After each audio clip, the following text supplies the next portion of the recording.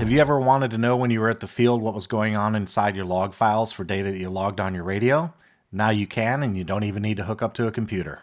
EdgeTX has a very robust set of logging capabilities built right into the radio. In fact, they're so good that when I arm any plane that I have, I start logging data, and I can log all of my sticks, my channels, and my telemetry. So notice that little blinking light? That's the SD log function. And if you're curious about how that works, I'll show you real quick. Just hit the model button and go over to special functions.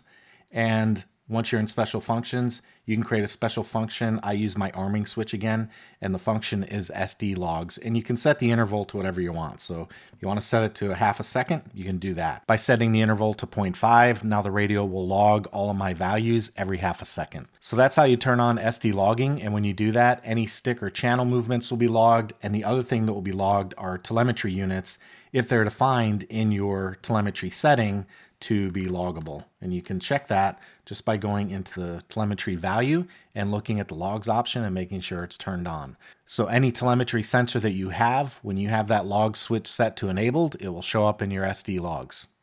All right, let's take a look at the script. To get into the log file viewer, all we have to do is press the system button, and from the tools page, we can launch Log Viewer. So we'll press that button, and I'll tell you that the very first time that you run it, it has to index the log files you have on your radio, and this process can take a little bit of time, this one right here. But on subsequent runs, it goes by pretty quick. So I'd recommend initially clear out any really old logs you don't care about and just keep relatively recent logs. That'll help that process speed up. The next page you'll see is what effectively amounts to a filter option. So I'm going to choose my model. I'm going to choose the Gamebird GB1 because I know I have some logs there. You can also select the date if you want. And if you don't know the date, you can skip that and go right down to the log file, and you'll see log files from that model you selected. I also like the feature Offer added that lets you see how long the log file is. So in this case, it's 8 minutes. I've also got one for 6 and 11. I'll just go ahead and choose the 8-minute log file. And then for accuracy, you can either read every line, every second, fifth, or 10th line, and that just goes to how much data is represented on the graph. In my case, I'm going to leave it on 1/1. I'll have it read every line. Next thing we do is we hit page right, and when you hit page right, you can select the sensors that you want to show on the graph. In my case, I'm going to use RSS for the first sensor. For the second one, I'm going to add T-power because I'm interested in that number. And then for the third one, I'll use QLY. And for the fourth one, I'm just going to remove it.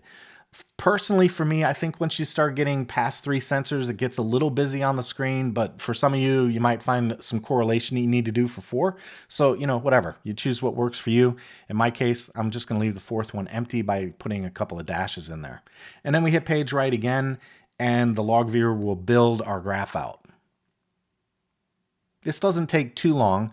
The first couple lines go by really quick, and here we are in the log.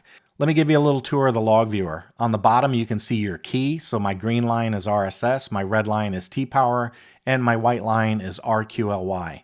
On the left-hand side, you have your max and min values that appeared during the logging of this data. So in the case of RQLY, for example, my high number was 100 and my low number was 99.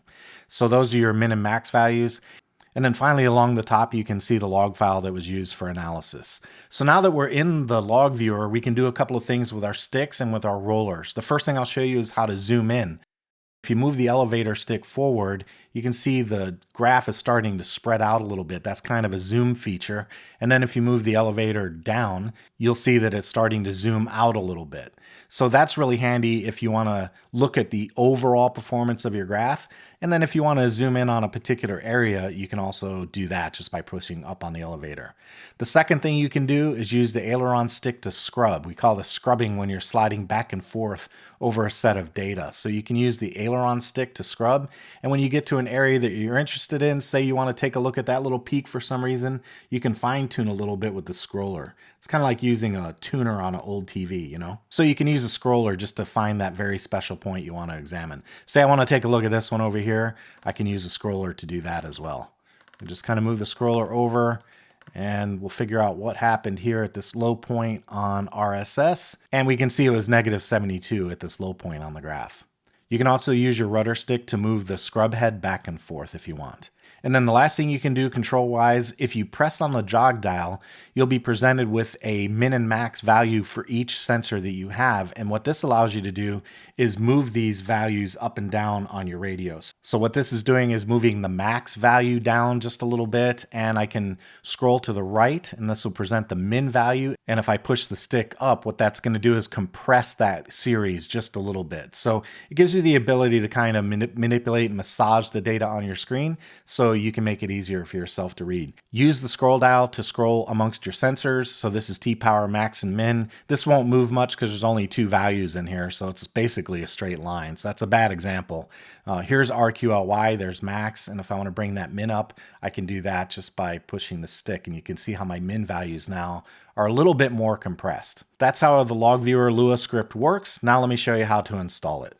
To install the Log Viewer script on your radio, connect the USB-C cable to the top port of your radio, and then select USB storage. And when you do that, you should get a couple pop-ups on your screen that show your SD card folders.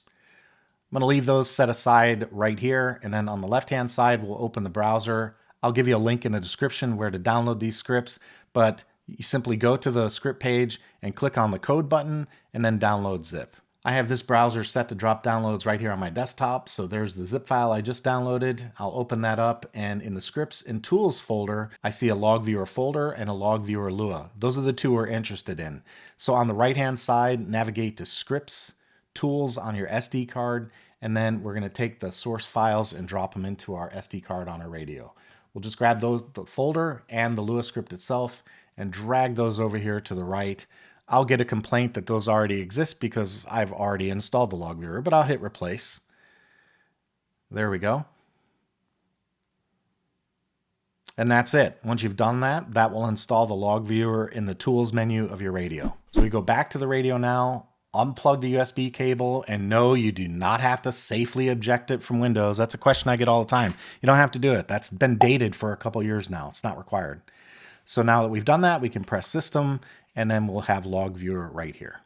I'd like to say thanks to Offer for making this code available. Very handy to have at the field if you want to see what's going on with radio performance or radio or stick movements. If there was an accident, you want to see what your sticks were doing when it happened.